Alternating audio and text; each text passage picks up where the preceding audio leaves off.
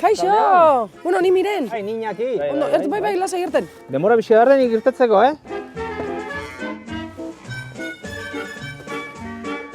Zer dute zaizu? Horko bankoa jute bali magea?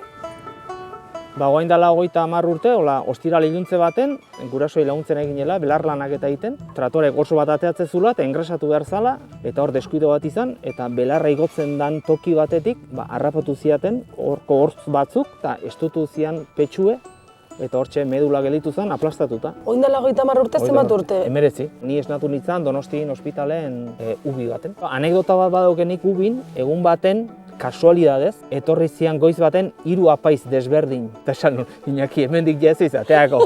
Hau ja, azkeneko ze izango bat, bueno, ez, oin arte. Zandikan joan ginen Toledoa. Azkeneko egunen, zeladore batek, acuérdate de una cosa, esan zian. La silla es para llevarla debajo del culo, no la cabeza. Jo, eta gaur goatzen naiz zuen dinik horrekin.